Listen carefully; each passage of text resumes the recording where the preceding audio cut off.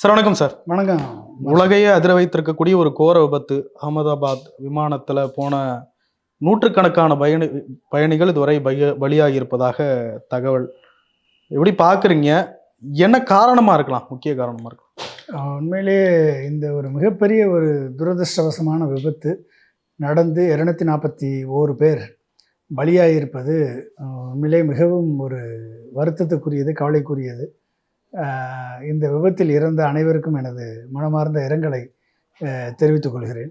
இதில் ஒருத்தர் அதிர்ஷ்டவசமாக உயிர் தப்பியிருக்கிறார். அவரது சமயோஜித புத்தியும் இறைவனது அருளும், அவர் குயிக்காக அந்த வெரி ஃபியூ செகண்ட்ஸுக்குள்ளே எமர்ஜென்சி எக்ஸிட்டை ஓப்பன் பண்ணி அவர் குதித்ததும், அவரது ரிஸ்க் டேக்கிங் எபிலிட்டினால் அவர் ஒருத்தர் உயிர் தப்பியிருப்பது ஒரு உண்மையிலேயே பெரிய ஒரு அதிர்ஷ்டம்தான் அப்படின்னு தான் சொல்ல முடியும். இது உண்மையிலேயே விமான பயணம் மிகவும் மிகவும் ஒரு பாதுகாப்பான பயணம் தான் விமான பயணம். அதில் மிகப்பெரிய ஒரு விமான விபத்துக்கள் நேருகிறது. இருந்தாலும் இன்றைக்கி இருக்கக்கூடிய ட்ராவல் படி பார்த்திங்க அப்படின்னா 21 கோடி பேர் இந்தியாவில் மட்டும் ஒரு வருடத்திற்கு பயணம் பண்ணுகிறார்கள் விமானத்தில். அப்போ இதனுடைய விபத்தினால் ஏற்படக்கூடிய விளைவு அரிதினும் அரிதாக சில நேரங்களில் நடந்து விடுகிறது. இதற்கு காரணம் அப்படின்னு பார்த்தீங்க அப்படின்னா, ஒன்று human error, pilot error, technical error, இல்லைன்னா வேறு ஏதாவது ஒரு எக்ஸ்டர்னல் ரீசன்ஸாக இருக்கலாம்.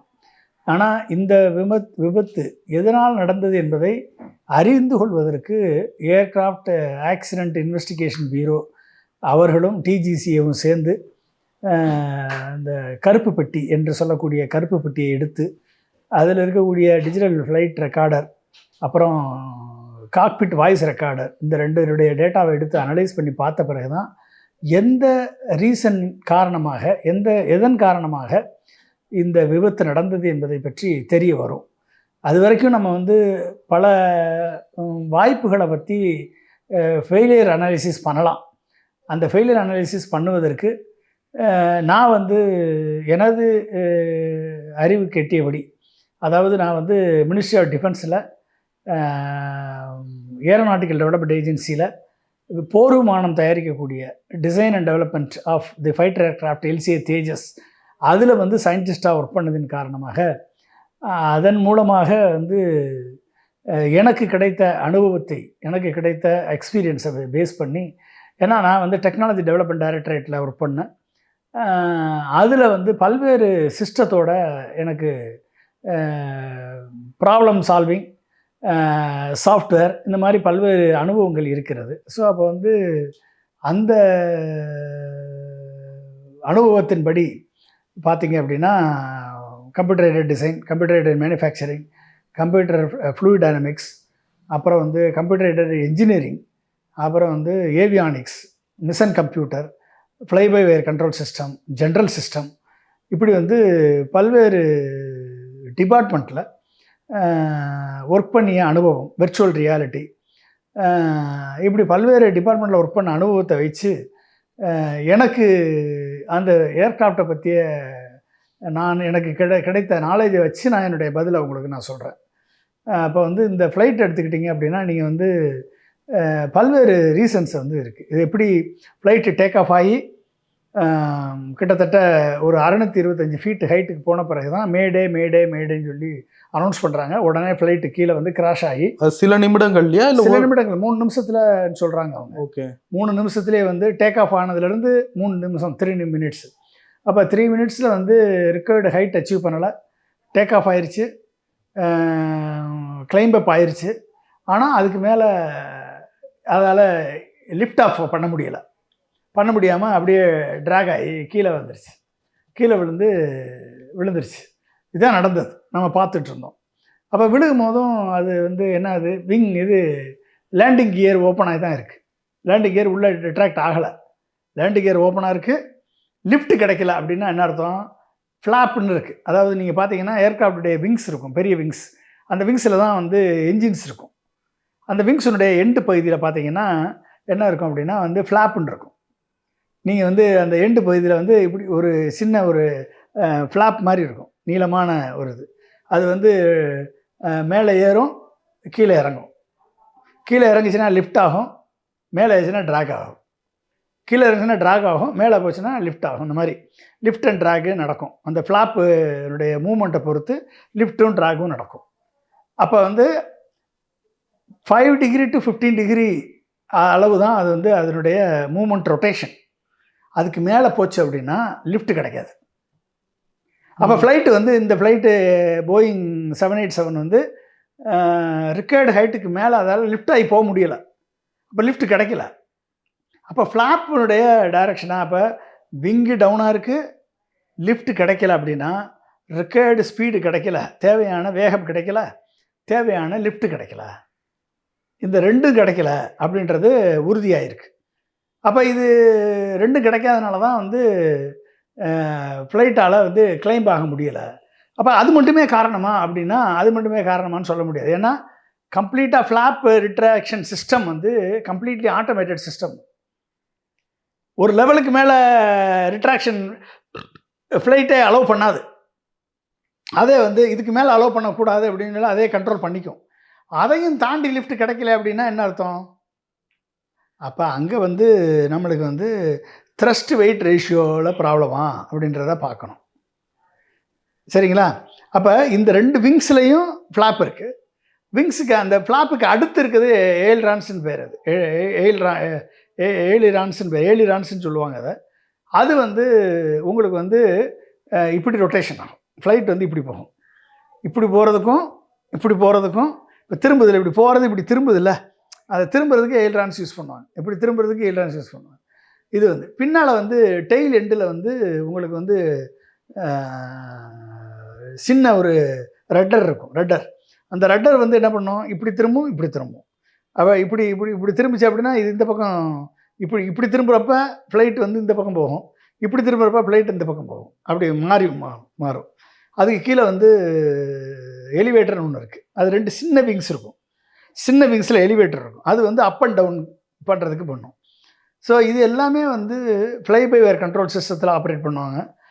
Connected with fly completely automated system அது. இதில் வந்து இந்த சிஸ்டத்தில் வந்து த்ரஸ்ட்டை மேனேஜ் பண்ணுறதுக்குன்னு ஒரு எஃப்ஏ டக்குன்னு ஒன்று இருக்குது. எஃப்ஏ டக்குனா full authority digital electronic control, engine கண்ட்ரோல்னு பேர். Engine control. அப்போ இந்த கண்ட்ரோல் வந்து த்ரஸ்ட் மேனேஜ்மெண்ட்டுக்காக யூஸ் பண்ணுறது. இப்போ த்ரஸ்ட்டு அதிகமாக இருந்தால்தான், வெயிட்டுக்கு தகுந்த மாதிரி த்ரஸ்ட்டு அதிகமாக இருந்தால் தான் டேக் ஆஃப் ஆகும். அப்போ அந்த த்ரஸ்ட் மேனேஜ்மெண்ட்டு வந்து சாஃப்ட்வேர் கிளிச்சோ ஹார்ட்வேர் கிளிச்சோ இல்லை எலக்ட்ரானிக்ஸ் ஃபெயிலியரோ நடந்தால் 2 இன்ஜினும் இன்அட்வென்டேஜ்லி ஃபெயிலியர் ஆகும். அப்போ மேடேன்னு எப்போ சொல்கிறாரு? ஏறின 3 நிமிஷத்தில் சொல்ல வேண்டிய சூழல் ஏற்பட்டது. அப்போ அந்த சூழலுக்கு காரணம் எனஃப் லிஃப்ட் கிடைக்கலையா, எனஃப் ஸ்பீடு கிடைக்கலையா, எனஃப் த்ரஸ்ட் கிடைக்கலையா. ஓகே, இந்த 3 ரீசன் இருக்குது. ஓகே. அப்போ எனஃப் த்ரஸ்ட் கிடைக்கல அப்படின்னா வெயிட் அதிகமாக இருக்குது. வெயிட் அதிகமாக இருக்குன்னா என்ன அர்த்தம்? ஒரு ஃப்ளைட்டில் வந்து 3 டேங்க் இருக்கும். Okay. Centre tank, fuel tank, rear tank, ஃப்ரண்ட்டில் இருக்கக்கூடிய ஃபியூசலாஜ் டேங்க். அப்போ நார்மலாக சென்ட்ரல் டேங்க்லன்னா ஃபஸ்ட்டு வந்து ஃபியூயல் போகும், என்ஜினுக்கு சப்ளை ஆகும். அப்போ அந்த டேங்க்கில் ஃபியூயல் கண்டாமினேஷன் ஆகிருந்தால், ஃபியூயல் லாக் ஆகிருந்தால், ஃபியூயல் வால்வ் ஒர்க் பண்ணாமல் இருந்தால், திடீர்னு ஃபியூயல் வந்து போகாமல் இருந்தால் என்ஜின் சுவிட்ச் ஆஃப் ஆகிறதுக்கு, என்ஜின் ஃபெயிலியர் ஆகிறதுக்கு காரணமாக இருக்கலாம். இல்லை இந்த எஃப்ஏ டக் வந்து ஃபெயிலியர் ஆச்சு அப்படின்னா திடீர்னு 2 இன்ஜினும் ஷட் டவுன் பண்ணுறதுக்கு காரணமாக இருக்கலாம். இல்லை வந்து சென்டர் ஆஃப் கிராவிட்டி வந்து பேக்கில் போயிடுச்சுன்னா லிஃப்ட் ஆகாது. சென்டர் ஆஃப் கிராவிட்டி வந்து பேக்கில் போயிடுச்சுன்னா, ரியருக்கு போயிடுச்சுன்னா லிஃப்ட் ஆகாது. எப்போ போகும்? அதிகமான லோடு, அன்பேலன்ஸ்டு லோடு.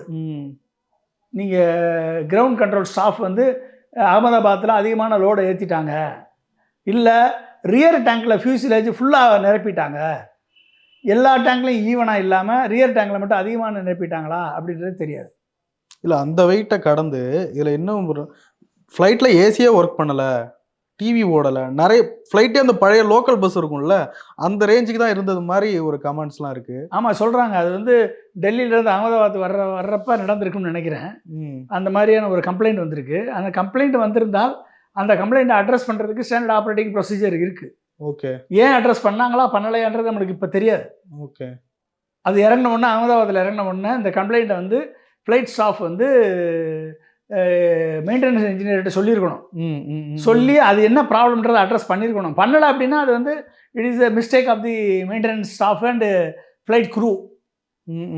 அப்போ இது வந்து இதனால எதுவும் எதனால ஏசி ஒர்க் பண்ணலை, அப்போ ஏசி ஒர்க் பண்ணாமல் போகிறதுக்கான கனெக்டிவிட்டி ஏன் வரலை, அந்த கனெக்டிவிட்டி வேறு எதையும் இம்பேக்ட் ஆகுமா, இதெல்லாம் யாருக்கு தெரியும்?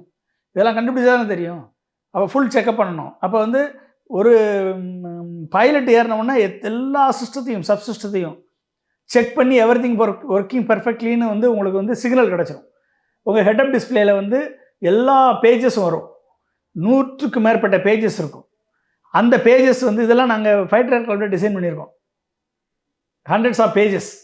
அப்போ அந்த பேஜில் வந்து ஒவ்வொரு சிஸ்டத்தினுடைய குவாலிட்டி இருக்கும், லைஃப் இருக்கும், அதனுடைய பேராமீட்டர்ஸ் இருக்கும். இந்த பேராமீட்டர் கரெக்டாக இருக்கா, இந்த பேராமீட்டர் ஓகேயா, இந்த பேராமீட்டர் ஓகே, எந்த பேராமீட்டர் வந்து ஈவன் நீங்கள் பெல்ட் ஒழுங்காக போடலைன்னா கூட அதுக்கு தெரியும். பெல்ட் நீங்கள் போடாமல் இருக்கீங்க அப்படின்னா தெரியும், சாஞ்சிருக்கீங்க அப்படின்னா அதுவும் தெரியும். இந்த மாதிரி எல்லா விஷயமும் வந்து அந்த பேஜில் ஹெட்அப் டிஸ்பிளேயில் பைலட்டுக்கு தெரியும். சில விஷயங்கள் ஓகேன்னு சொல்லி ஓவர் ரைட் பண்ணியிருக்காங்களா, இதை வந்து அசால்ட்டாக விட்டுட்டாங்களா, இதெல்லாம் நம்மளுக்கு வந்து ஹியூமன் எரரில் வரும். பைலட் ஸ்ட்ரெஸ்ஸில் சில விஷயங்களை பார்க்காம விட்டுருக்கலாம், சில விஷயங்களை நோட்டீஸ் பண்ணாமல் விட்டுருக்கலாம். அந்த மாதிரி என்ன நடந்திருக்கு நம்மளுக்கு இப்போதைக்கு தெரியாது. It takes own time to understand. So அப்போ வந்து லோட் பண்ணும்போதும் சென்டர் ஆஃப் கிராவிட்டி வந்து பின்னால் அதிகமாக இருந்துச்சுன்னா, ஓகே பின்னால் போயிடுச்சு, ரியர் சென்டர் ஆஃப் கிராவிட்டி போயிடுச்சு அப்படின்னா த்ரஸ்ட் வெயிட் ரேஷியோ மாறிடும். த்ரஸ்ட் வெயிட் ரேஷியோ மாறிச்சுன்னா அதுக்குரிய ரிக்கர்ட் ஸ்பீடை கொடுக்கலைன்னா டேக் அப் ஆகாது, கிளைம் ஆகாது. ஓகே, அப்போ அங்கே கால்குலேஷன் மிஸ்டேக் நடந்திருக்கா? அப்போ இதெல்லாம் வந்து நம்ம பார்க்க வேண்டிய சூழல் இருக்குது. இது எல்லாமே ஆட்டோ பைலட்டில் ஆட்டோமேட்டிக்காக கரெக்ட் பண்ணணும். இதெல்லாம் கண்டுபிடிச்சிருக்க வேண்டிய விஷயமா முன்கூட்டியே? ஆமாம், முதல்ல கண்டுபிடிச்சிருக்கணும். பைலட் இந்த ப்ராப்ளத்தை ஐடென்டிஃபை பண்ணியிருக்கலாம், ஒருவேளை இக்னோர் பண்ணியிருக்கலாம், சரியா இருக்கும் அப்படின்னு நினைச்சிருக்கலாம். மனித தவறுகள் அதிகமாக இருக்குன்னு மனித தவறுகளுக்கும் வாய்ப்பு இருக்கு, கவனக்குறைவு வாய்ப்பு இருக்கு. எத்தனையோ ஸ்ட்ரெஸ் இருக்குல்ல. பைலட்டுக்கும் 8000 hours அவர் ஃப்ளை பண்ணியிருக்காரு, இன்னொரு பைலட் வந்து 1000 hours 1100 hours ஃப்ளை பண்ணியிருக்காரு. அவங்களுக்கு எக்ஸ்பீரியன்ஸ் இருக்குது, எக்ஸ்பீரியன்ஸ் இல்லைன்னு சொல்ல முடியாது. ஈவன் தென் ஹியூமன் எரர் அதுக்கான வாய்ப்பு இருந்துச்சு அப்படின்னா அதையும் நம்ம அவாய்ட் பண்ண வேண்டிய சூழல் வந்து நம்ம ஃப்ளைட் ரெக்கார்டர் சிவிஆர் வந்த பிறகு தான் நம்மளுக்கு வந்து தெரியும். அந்த பிறகு ஏன்னா அதில் கம்ப்ளீட்டாக அத்தனை சிஸ்டத்தினுடைய சப்சிஸ்டத்தினுடைய ஃபங்க்ஷனிங், அதனுடைய பேராமீட்டர்ஸு எல்லாமே ரெக்கார்ட் ஆகிருக்கும். மேடே சொல்லும்போது எந்த சிஸ்டம் ஃபெயிலியர்னு வரைக்கும் தெரியும். ஓகே, மேடே சொல்ல வேண்டிய சூழல் எப்போ வருது? அப்போ 2 இன்ஜினும் ஸ்டார்ட் ஆஃப் ஆயிடுச்சு, இனிமேல் 2 இன்ஜினையும் ஸ்டார்ட் பண்ண முடியல அப்படின்ற சூழல் வரும்போதும் என்ன பண்ண முடியும்? லேண்டிங்க்கு இடம் இல்லை, ஃபியூயல் டேக் ஆஃப் ஆக மாட்டேது, த்ராட்டில் கொடுத்து பார்த்துருப்பாங்க, கரெக்டாக போயிருக்காது. ஸோ இந்த மாதிரியான ஒரு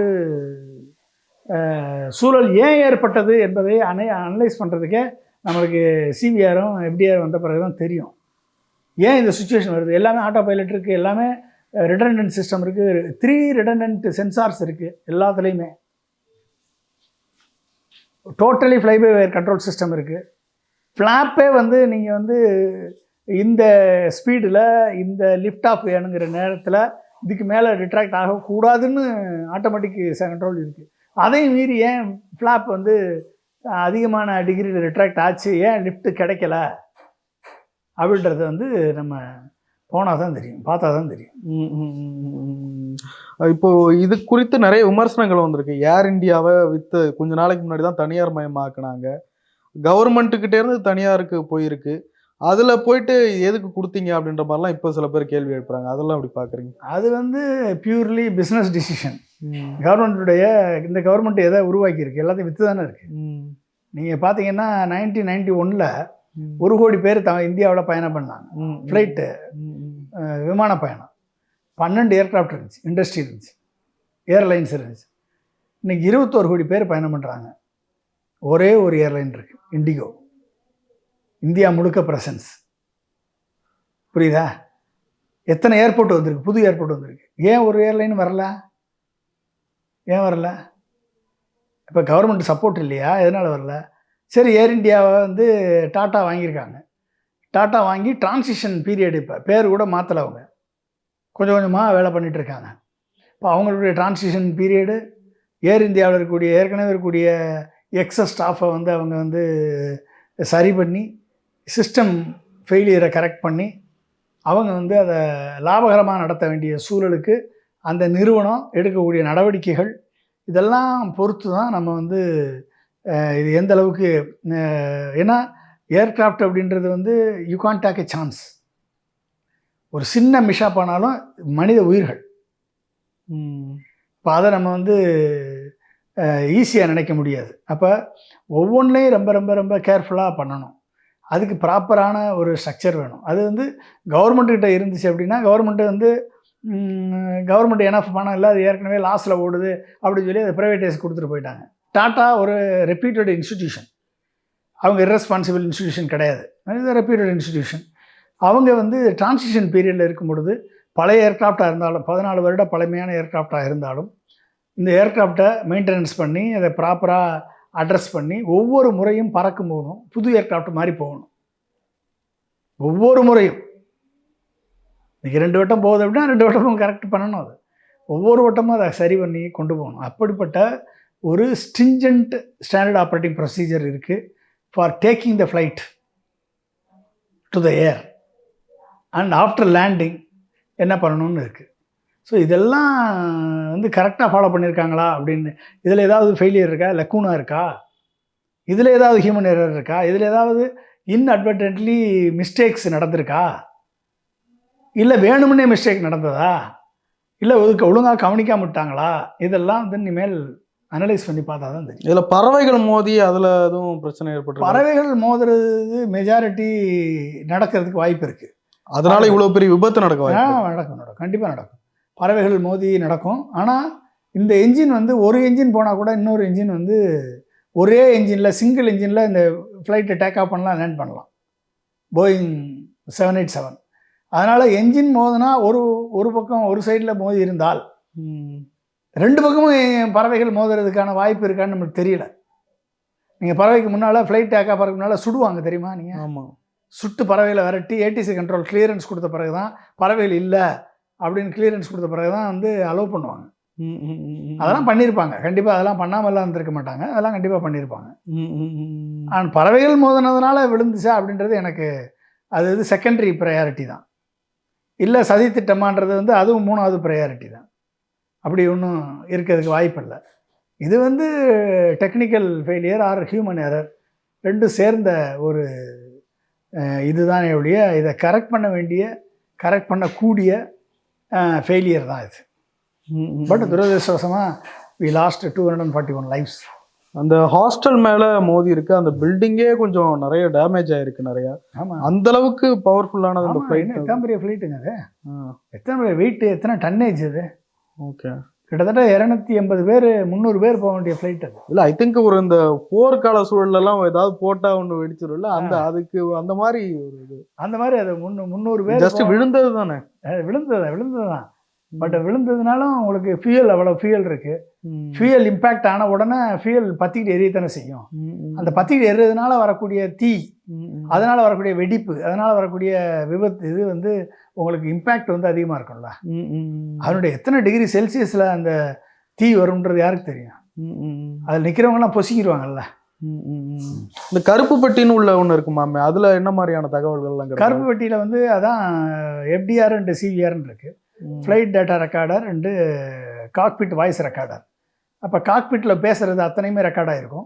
ஃப்ளைட் டேட்டா ரெக்கார்டரில் எல்லா சிஸ்டமும் சப்சிஸ்டத்தினுடைய ஆன் த ஸ்பாட் கண்டிஷன் வந்து ரெக்கார்டாகிருக்கும். ஓகே, அதனுடைய பேராமீட்டர் என்ன, அதனுடைய டெம்பரேச்சர் என்ன, அதனுடைய ப்ரெஷர் எப்படி இருக்குது, அதனுடைய ஃபியூசலேஜ் வந்து டேங்க்கு ஃபியூயல் எவ்வளோ போயிருக்கு இந்த நேரத்தில், ரெட்டார் ஒழுங்காக ஒர்க் பண்ணிச்சா, எலிவேட்டர் ஒழுங்காக ஒர்க் பண்ணிச்சா, எயில் ட்ரான்ஸ் ஒழுங்காக ஒர்க் பண்ணிச்சா, ஃப்ளாப் ஒழுங்காக ஒர்க் பண்ணிச்சா, என்ன ஹைட்டில் டேக் ஆஃப் ஆச்சு, என்ன ஸ்பீடில் V1ல் V2ல் டேக் ஆகிறப்ப என்னுடைய ஸ்பீடு என்ன இருந்துச்சு, thrust vector, thrust load balance என்ன, இது எல்லாமே வந்து நம்மளுக்கு தெரியும். ம், ம், பைலட் என்னென்ன கமாண்ட் கொடுத்தாரு, ம், ம், எப்படி த்ராட்டில் பண்ணாரு, ம், இது கரெக்டான த்ராட்டிலிங் பண்ணாரா இல்லையா, ம், ம். இது எல்லாமே வந்து ரெக்கார்ட் ஆயிரும். இவ்வளோ டெக்னாலஜி இருக்கு. இப்போ காமன் இதில் கூட வந்துச்சு. அங்கே ஃப்ளைட்லலாம் சிசிடிவி கேமராலாம் இருக்காதா? சிசிடிவி கேமரா இருக்கும், அதெல்லாம் பட் அதுவும் எரிஞ்சிருக்குமோ? அது அது அதெல்லாம் ரெக்கார்ட் பண்ணலாம். அதையெல்லாம் அது எடுக்கலாம். இருந்துச்சுன்னா ரெக்கார்ட் பண்ணலாம்.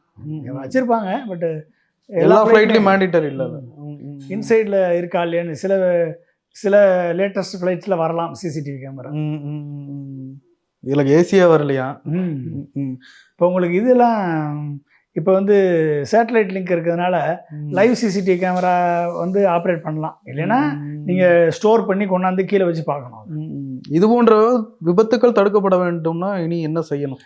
அதான் இப்போ விபத்துகளில் இருந்தால் நம்ம பாடங்கள் கற்றுக்கொள்ளணும். விபத்துகளில் இருந்தால் நம்ம ஒவ்வொரு லெசன்ஸாக லேர்ன் பண்ணுறோம். ஃபெயிலியர் அனாலிசிஸ் தான் வந்து உங்களுக்கு வந்து அதை ரெக்டிஃபை பண்ணக்கூடிய வாய்ப்புகளை உருவாக்கி கொடுக்குது. இது ஹியூமன் எரரா, டெக்னிக்கல் ஸ்னாகா, இதெல்லாம் நம்ம வந்து பண்ணால் தான் நமக்கு தெரியும்.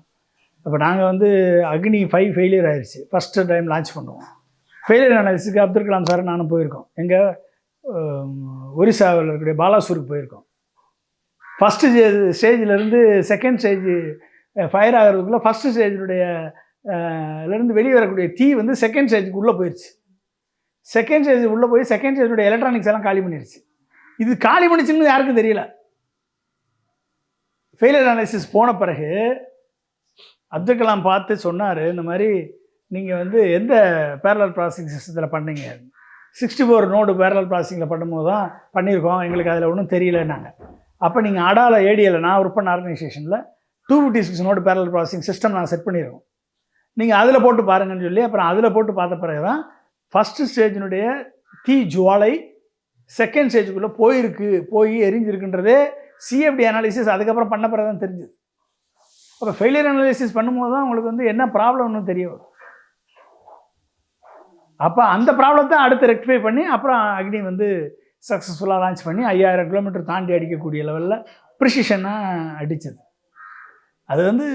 அது வந்து வெறும் மிசைல் வந்து யாரை தாக்குதோ அங்கே தான் அழிவு ஏற்படுத்தும். பட் ஃப்ளைட் அப்படி இல்லை, ஏறுறவங்களெல்லாம் லைஃப் அட் ஸ்டேக்.